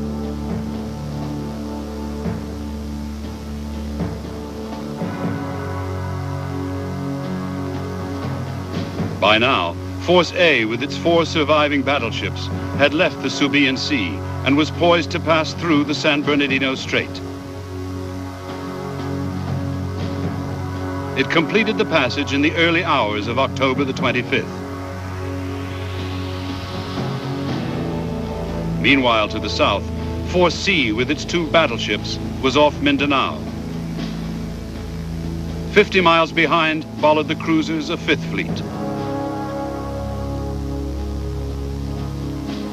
Although the Americans had lost track of the northern Japanese pincer, their aircraft had spotted Force C, and they were now sure an attempt was about to be made to reach Leyte Gulf through the Surigao Strait.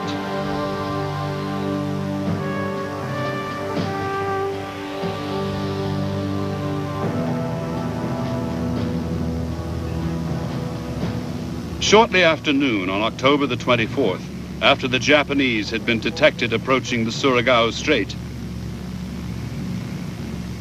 every ship in 7th Fleet was alerted by the fleet commander, Admiral Kincaid, to expect a night attack.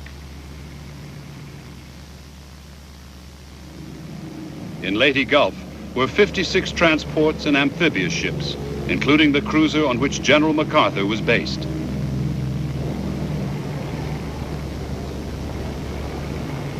The first step was to throw a screen of escort destroyers and patrol boats around the ships, and all traffic in and out of the Gulf was ordered to stop at sunset.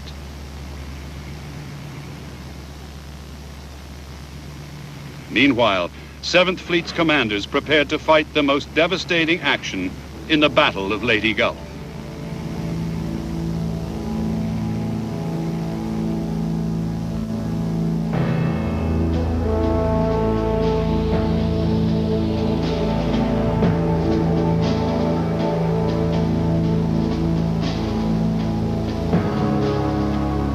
Because the Japanese clearly intended to enter the Surigao Strait at night, neither the escort carriers of 7th Fleet nor the Army bombers in the region could be of any help to the defense.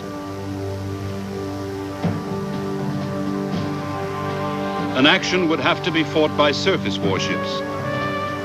And that meant the old battleships and cruisers of the Shore Bombardment Force, commanded by Rear Admiral Jesse Ohlendorf.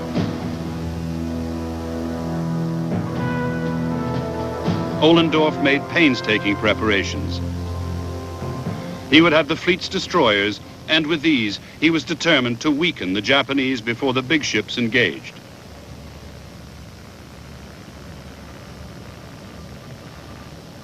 The admiral ordered his forces to take up positions across the northern end of the Surigao Strait and make ready to meet the enemy.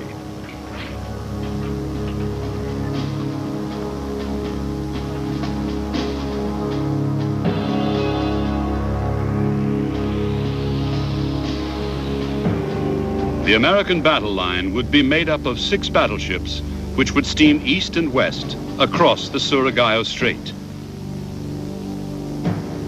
To the north was placed a column of 6 destroyers, Destroyer Division X-Ray, to guard against enemy submarines. In front of the battleships were placed 2 groups of cruisers, right and left flank. The left flank cruisers were screened by the 9 destroyers of Destroyer Squadron 56. The right flank destroyers were Destroyer Squadron 24, with 6 ships patrolling a north-south line.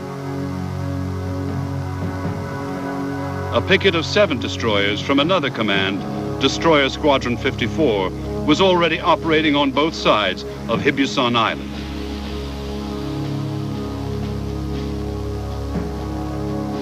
If the enemy approached up the strait as expected, Ohlendorf would have succeeded in executing the classic naval maneuver of crossing the T, the highest tactical ambition of any fleet commander. The American battle line would be able to fire full broadsides, while the enemy would be unable to bring all its guns to bear until it could maneuver. And by then, it would be too late.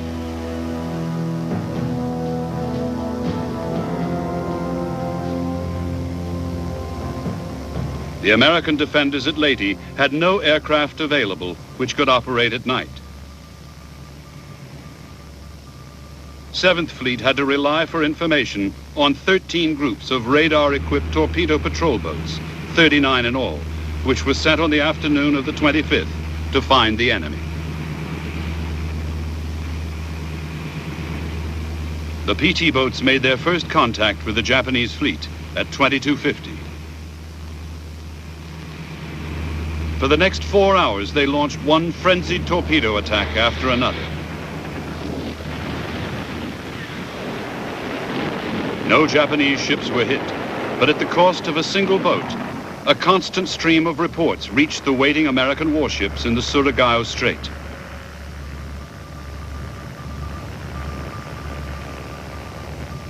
Next to attack were the destroyers of Squadron 54, which sighted the enemy column at 0245 and raced towards the Japanese fleet at 30 knots.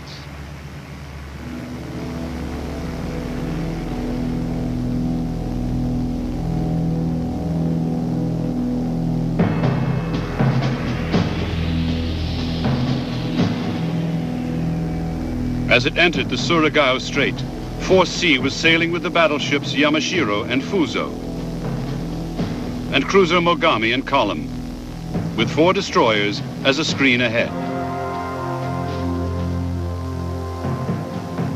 Destroyer Squadron 54 attacked in 2 groups.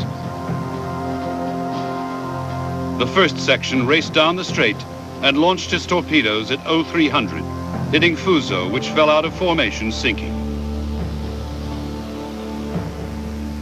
9 minutes later, the second section launched its torpedoes.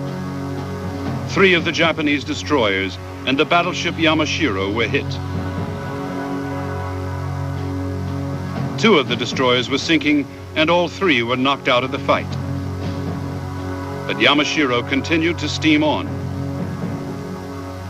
The Japanese column was now reduced to Yamashiro, the cruiser Mogami, and the destroyer Shiguri.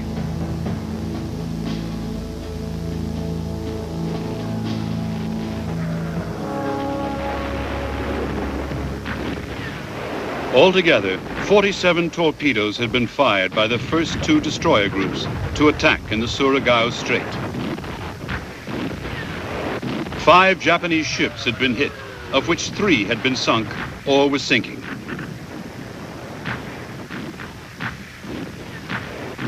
It was a superbly well-executed attack, one of the most successful destroyer actions of the whole war. But Force C's ordeal at the hands of 7th Fleet's destroyers was not over yet. As the right flank and then the left flank destroyers attacked, Yamashiro was hit again, twice, and the damaged destroyer Moshishio was sunk. Altogether, the American torpedo attacks had accounted for 75% of the firepower of Force C. Meanwhile, the guns of the American cruisers and battleships, 64 of them, massive 14 or 16-inch weapons, prepared to fire on the approaching Japanese column.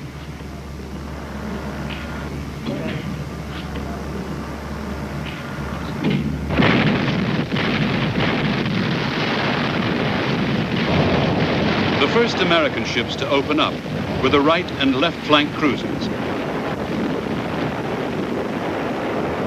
Of the battleships, it was those with the latest radar that fired first: West Virginia, Tennessee, and California.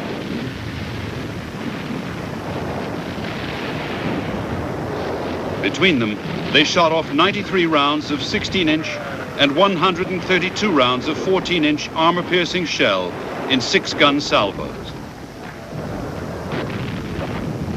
The cruisers fired more than 4,000 rounds.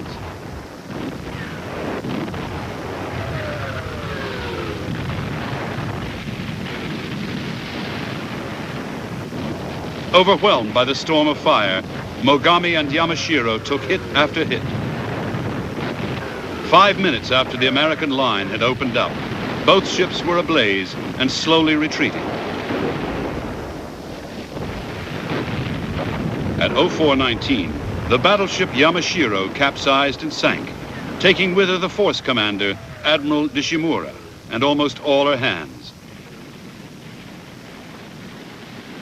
Only the blazing cruiser Mogami and 2 destroyers, one badly damaged, were able to retreat back down the Surigao Strait.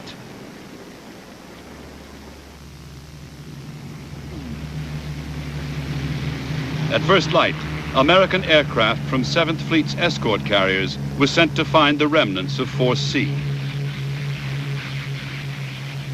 During the night, the cruisers of the Japanese 5th Fleet had also begun to enter the strait, but it quickly fled, one of their number torpedoed by an American PT boat. Now they were the object of intensive searching by American aircraft and a chase by Ollendorf's fleet. Cruisers, carrier planes, and army bombers would finish off all the crippled ships from both Japanese forces, while only a cruiser and 5 destroyers would survive of the whole Japanese southern force.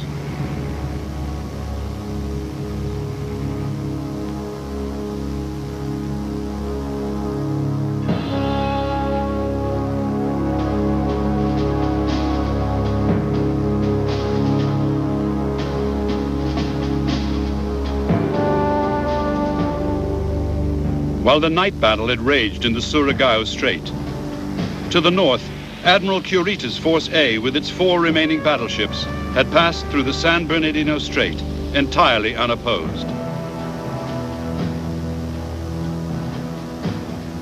The Americans at Leyte were still assuming that Admiral Halsey had left the battleships and cruisers of Task Force 34 guarding the passage. But that plan had never been put into effect, and the ships were racing north with Halsey in pursuit of the Japanese carrier force.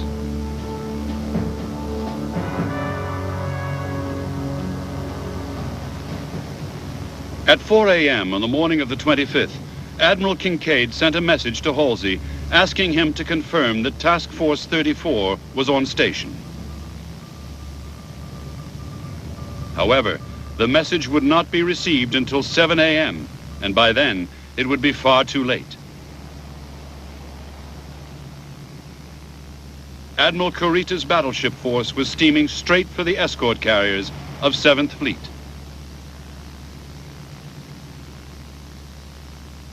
The Americans had as yet sent out no reconnaissance aircraft, and radar indicated nothing amiss.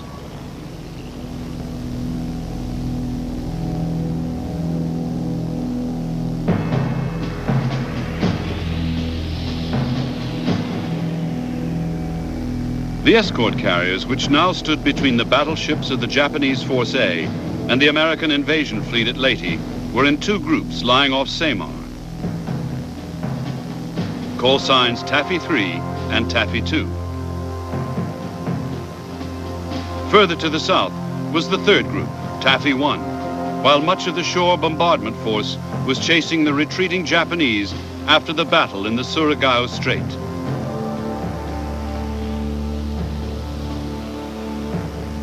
It was an anti-submarine patrol plane from Taffy 2 which first sighted the Japanese fleet only 20 miles from Taffy 3. The aircraft immediately radioed its report to the carriers. The time was 06:47.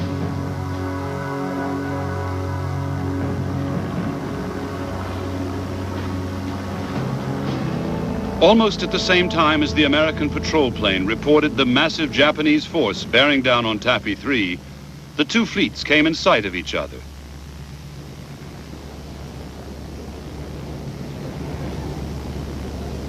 The effect was to cause complete consternation on both sides, but it was the Japanese, with a far stronger force, who would make the mistake. Admiral Kurita ordered general attack without waiting to form a battle line, and in the middle of a routine maneuver. The result was chaos, with the Japanese ships rushing piecemeal towards the American carriers.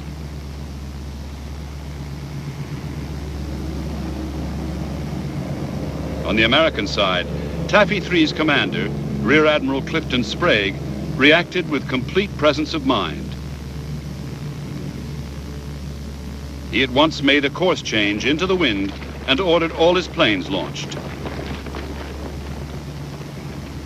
Every ship was to make smoke, and the carriers were to increase speed to flank, 17.5 knots. At a range of 19 miles, the Japanese big guns opened fire.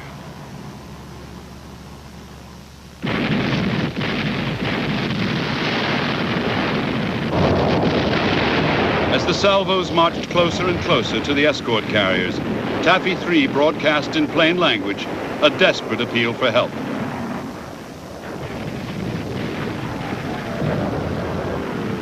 Meantime, the only hope was to run for it, and at the same time counterattack in the hope of at least distracting the enemy.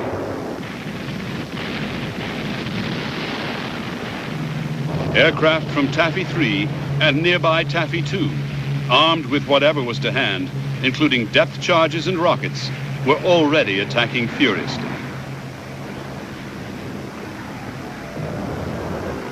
It would take time before properly coordinated strikes could be mounted, but meanwhile, Taffy 3's screening force of 3 destroyers and 4 smaller escort destroyers would have to be sent against the Japanese cruisers and battleships. Their chances of survival were slim, but they might at least delay the enemy with torpedo attacks and confuse him with smoke.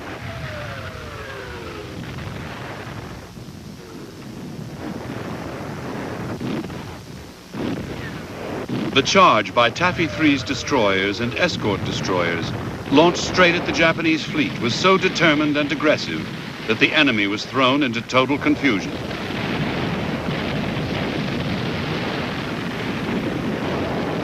The destroyer's torpedoes knocked out a Japanese heavy cruiser and forced the big ships into wild evasive maneuvers. However, in spite of the extraordinary courage of the American destroyers, at 0750, the carrier Kalinin Bay took the first of 14 enemy shells. White Plains was also hit. At 0810, Gambier Bay dropped out of the formation, listing heavily. hit again and again. Within half an hour, she was dead in the water and sinking.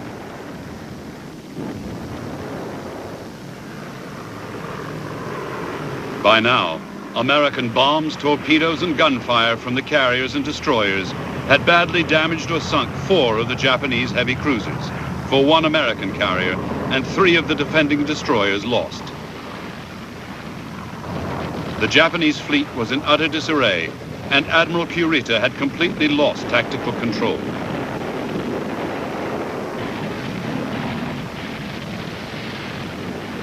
At 09:25, he ordered his ships to withdraw and regroup. To the Americans, it seemed like a miracle.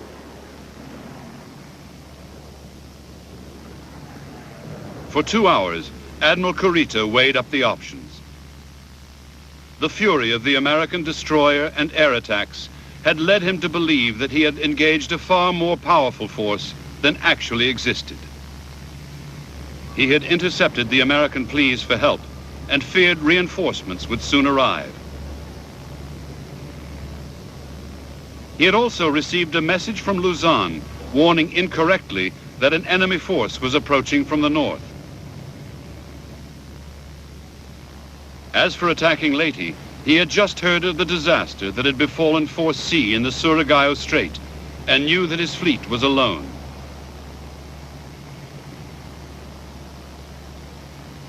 Intending to engage the non-existent enemy force to the north, Kurita ordered his ships back toward the San Bernardino Strait.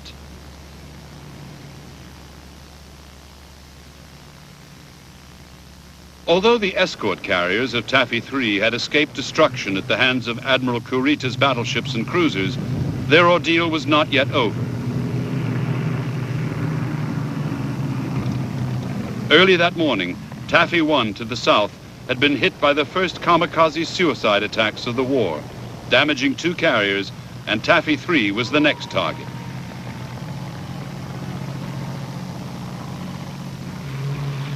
Less than 2 hours after the end of the battle with the Japanese fleet, the escort carrier Kitkun Bay was hit by a kamikaze, and another hit Saint-Lô, bursting through the flight deck and detonating torpedoes and bombs. Blazing from stem to stern, Saint-Lô went down at 11:25. Before the day was out, the total of kamikaze victims was 1 carrier sunk and 6 damaged. A handful of pilots willing to die had achieved more than all the big guns of Admiral Kurita's battle fleet.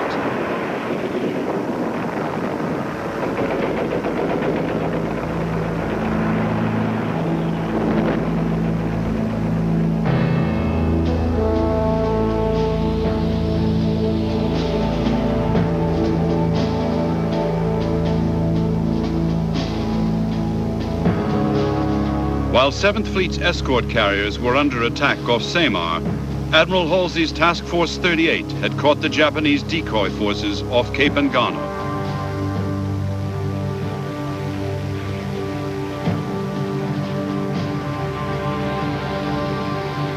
Halsey still believed that Admiral Ozawa's impotent force was a full-scale Japanese carrier fleet, and he was determined to smash it utterly.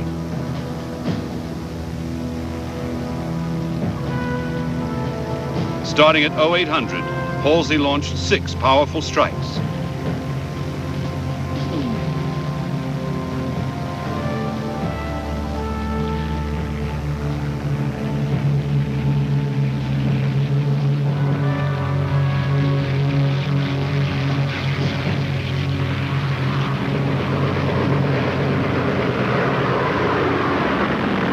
The attacking aircraft swept aside the few fighters the Japanese carriers had left and savaged Admiral Ozawa's fleet.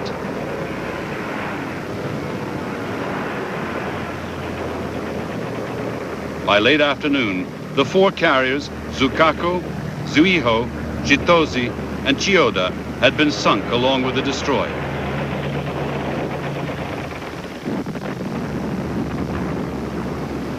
American submarines and cruisers later added another light cruiser and 2 destroyers to the tally.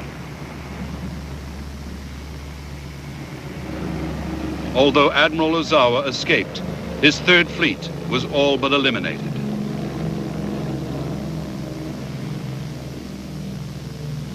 While Admiral Halsey had been destroying Ozawa's carrier fleet, another prize almost as great had escaped him.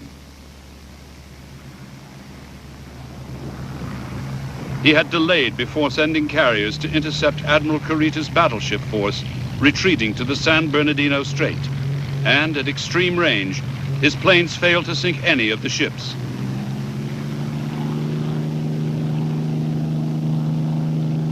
However, the Japanese carriers were gone, and with them the biggest single threat to future American operations in the Pacific.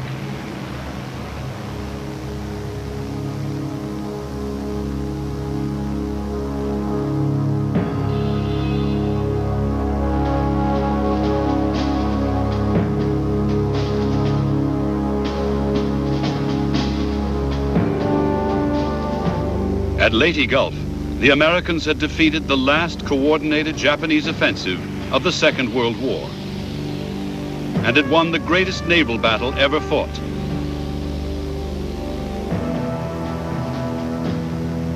The Japanese Imperial Navy had lost 3 battleships, 4 aircraft carriers, 6 cruisers, and 8 destroyers. Hundreds of aircraft, including the last of Japan's carrier air groups, had been destroyed. Losses of sailors and airmen were more than 10,000. On the American side, the cost of victory at Leyte had been only 1 light carrier, 2 escort carriers, and 3 destroyers. Fewer than 1,000 American sailors and airmen had died.